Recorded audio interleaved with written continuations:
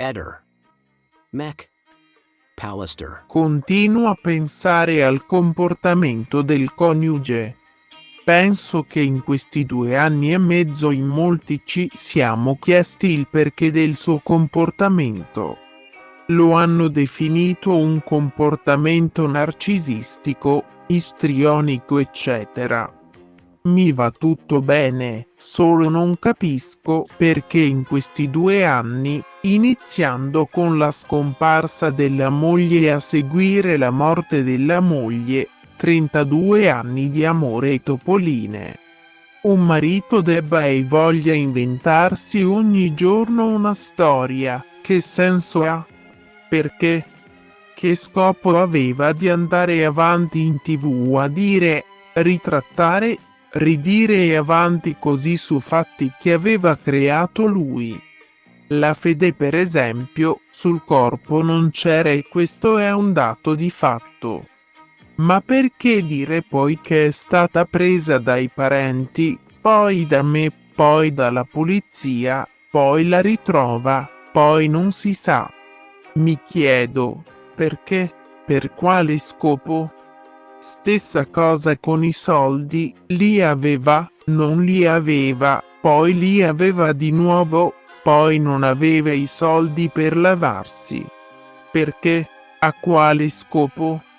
Dichiarare sin dall'inizio che era preoccupato, poi non lo era, poi lo era di nuovo e avanti così. Perché? A quale scopo? Dare continue versioni per ogni fatto, aggiungere nuovi particolari a seconda di quello che è meglio in quel momento. Perché? A quale scopo? Si contraddice in continuazione, ci amavamo, 2 lupi solitari, poi pieni di amici, ma non si preoccupa neanche nei giorni della scomparsa, non capisco, si è suicidata ma non capisco. Era strana dopo la morte di sua madre, eccetera, ma perché? A quale scopo? Regalare le cose preziose di sua moglie e parlare subito al passato, perché? Quale era lo scopo? Togliersi la fede dopo pochi giorni, perché? Dice che potrebbe aver fatto male alla moglie e non si preoccupa, perché? Saranno gli inquirenti a dirlo, perché? A quale scopo? Blocchi il numero di telefono di un presunto scocciatore e non lo dici immediatamente agli investigatori, perché? A quale scopo? Non tocchi nulla, ma blocchi i numeri, perché? A quale scopo? La signora che gli scrive dice di aver visto sua moglie e lui risponde ok, perché?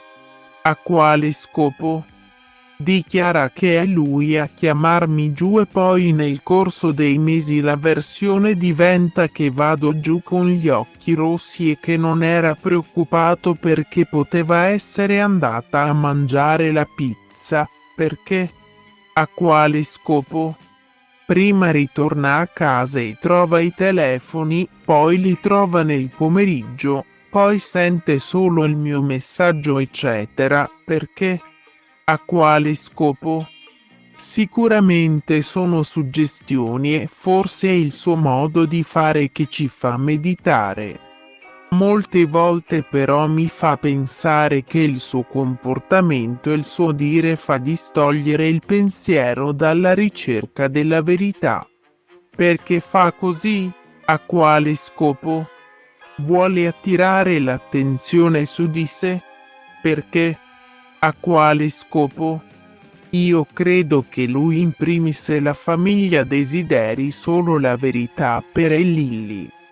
Perché allora crearsi dopo pochi giorni un alibi perfetto, perfetto nel vero senso della parola, orari e posti, ma non ricordare dove hai parcheggiato la macchina e poi non voler guardare?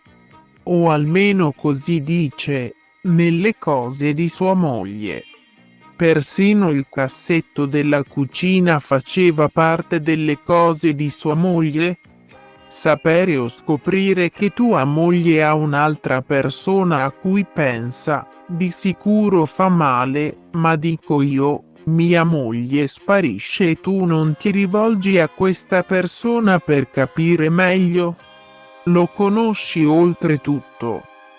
Continui a dire saranno gli inquirenti, perché? A quale scopo? E avanti così, perché? Quale è lo scopo?